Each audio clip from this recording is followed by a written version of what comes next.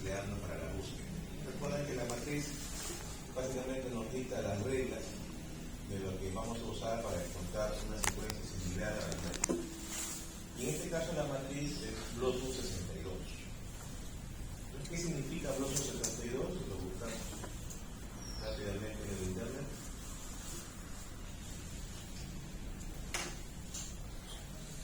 Es una matriz que me va a decir cuál es el puntaje que va a definir las coincidencias y las penalidades de un alineamiento entre dos secuencias. Si hay coincidencias, hay puntaje positivo; si hay alteraciones, hay puntaje negativo. Y es diferencial según el tipo de alineado. Hay alineados que tienen más puntaje que otros. También lo hemos discutido en la reunión número 1. Entonces vamos a usar Blossum 62 y como base de datos Uniprot KB SwissProt.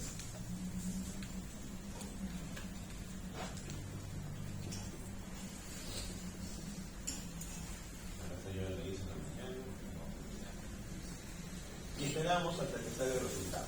Todos deben hacer lo mismo ahora, por favor, para ir avanzando en paralelo. Cosa que cualquier observación que encuentre me la hace. ¿Para qué es el puntaje que mencionaba? Eso lo hemos visto desde la unidad número 1. ¿Ustedes recuerdan? El puntaje castiga o beneficia la conservación ya sea del plot de su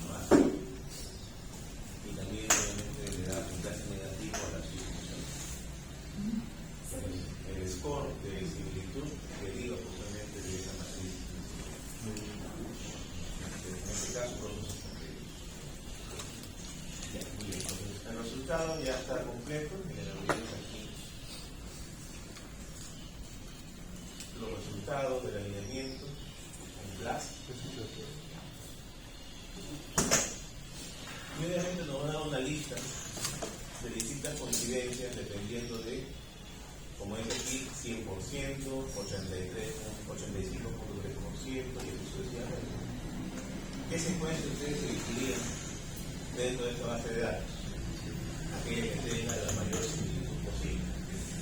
En este caso, aquí una que coincida el 100%. Pero como ven, la codificación es diferente. Aquí la codificación, ¿cuál es?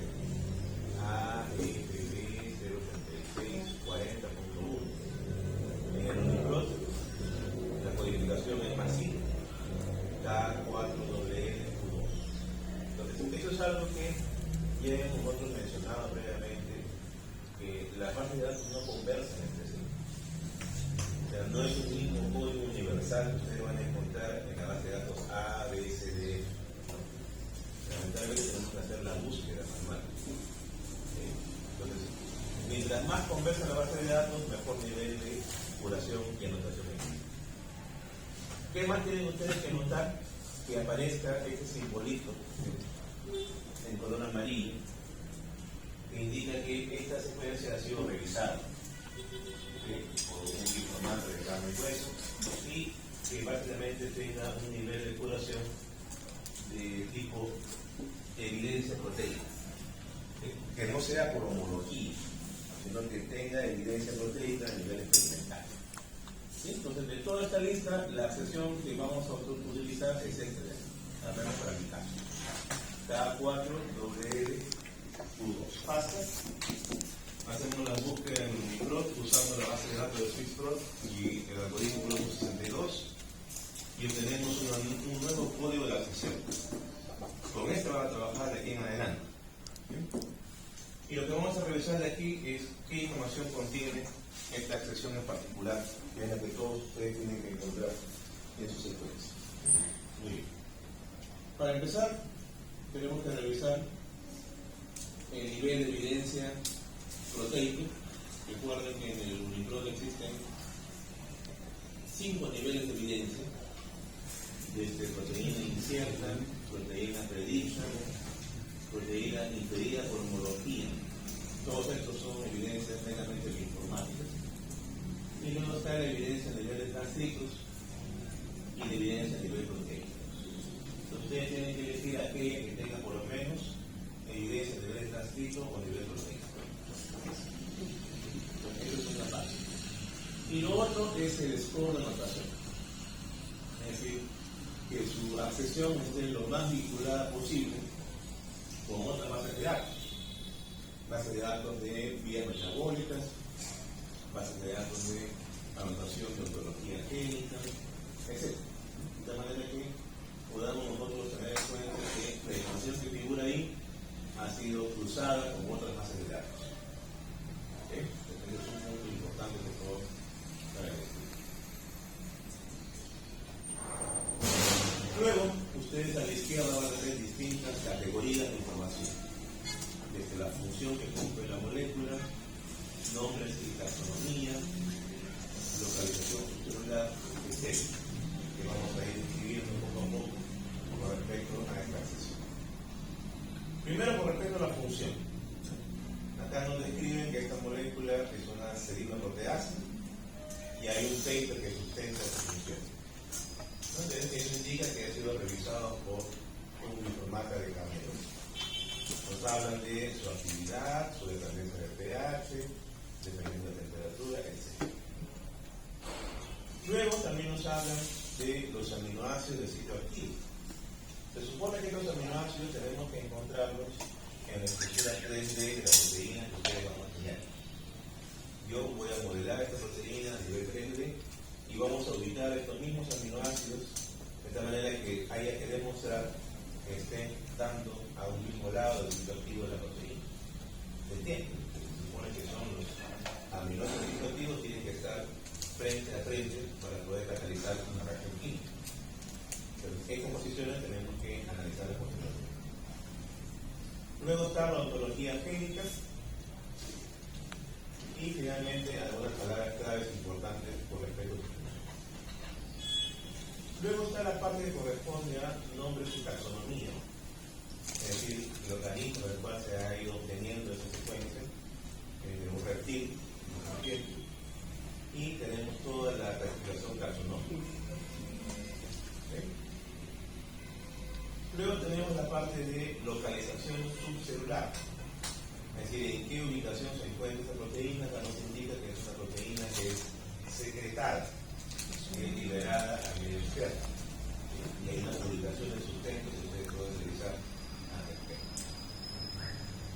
Algo importante con respecto a las secuencias que estamos analizando es lo que corresponde a ppm. ppm, por si acaso, significa modificaciones post-traduccionales. No lo que están pensando, no lo que están viendo, no. Ordóñez. Post-translational modification. Y eso obviamente implica que la proteína puede ser modificada de manera diversa, por ejemplo, oxidación, fosforilación, ¿sí? Acetilación, metilación, una gran variedad de eventos que ustedes ya saben que ocurren con la proteína a nivel superior. Aquí nos dicen que de toda la extensión de la secuencia, de la posición 1 a la posición 10, corresponde al llamado péptido señal. El péptido señal es una parte importante de toda secuencia nucleotídica o proteica en este caso, que indica hacia dónde va a ir dirigida la proteína. Puede ser dirigida a la mitocondria, puede ser dirigida a la porción organela o puede ser exportada. Entonces es parte del procesamiento que la proteína va a sufrir.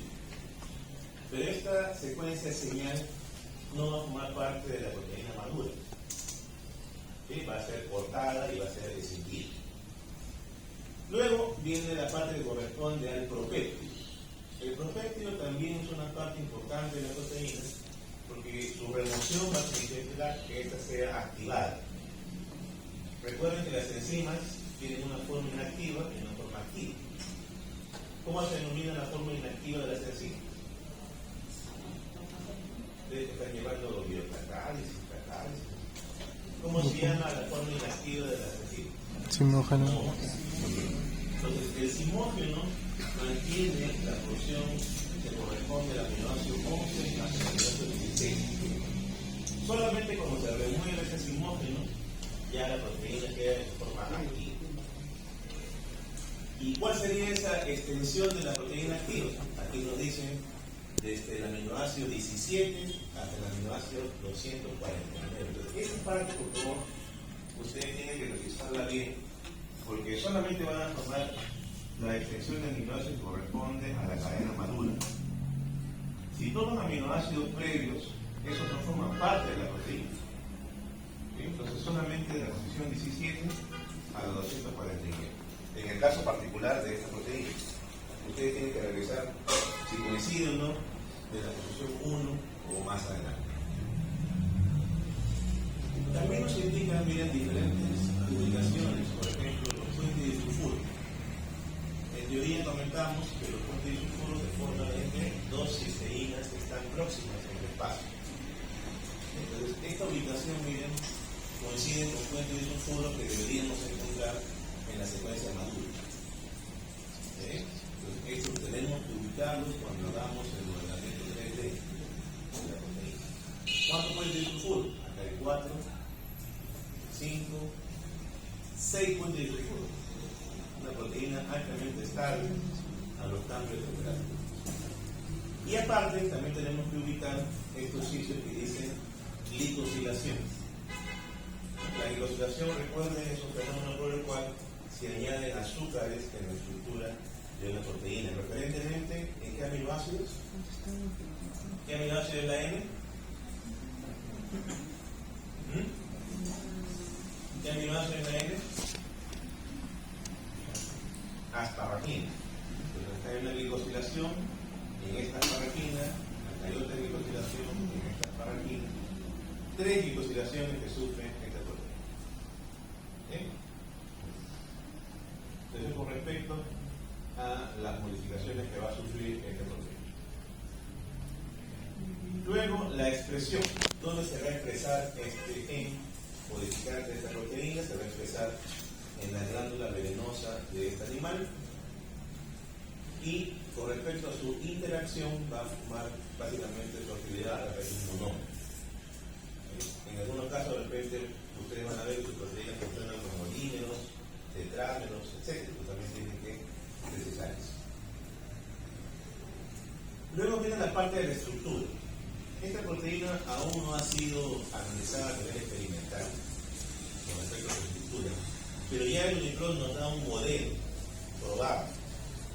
¿Sí? Este modelo ha sido obtenido por qué algoritmo? El algoritmo AlphaFold. Ustedes se acuerdan, AlphaFold, deben haber revisado, es el algoritmo cuyos autores ganaron el premio Nobel de Química el año pasado. ¿Sí? Y es un modelo basado en IA para poder predecir la estructura 3D de la proteína.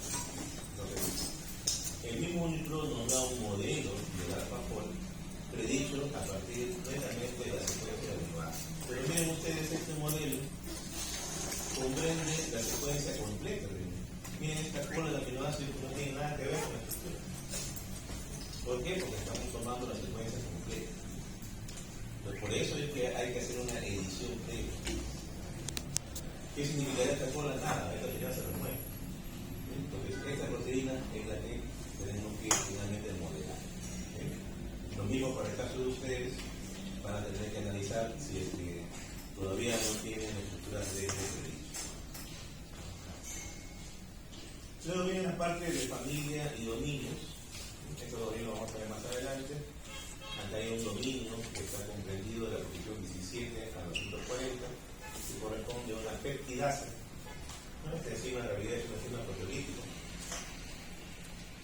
Luego vemos la parte de la secuencia, donde ustedes van a tener que tomar la secuencia aminosídica desde qué posición, en este caso, 17. desde el aminoácido 17 hasta la posición 249.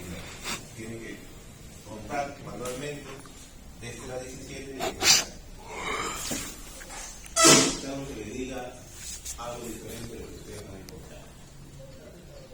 Entonces, le damos clic aquí en Download. Acá tenemos la secuencia. Y la posición 17 comienza a partir de aquí, en adelante. Los primeros 16 aminoácidos no los vamos a usar. ¿Okay? Luego viene la parte de proteínas similares. Al 100% no hay proteínas similares. Al 90% tampoco. Al 50% no encontramos algunas que se necesitan de la función. Todas son proteasas. ¿Sí? Entonces, con esta secuencia es la que vamos a comenzar con el final. La idea entonces ahorita, jovencitos, es que tomen unos minutos para que puedan llegar primero a ubicar su secuencia en la base de datos del intro y a partir de ahí hagamos los análisis con la secuencia correspondiente a la parte madura. Si le dice la cadena comienza en la aminoácido 1, lo toman del 1. En mi caso dice a partir del aminoácido 17. Entonces eso debe estar anotado en el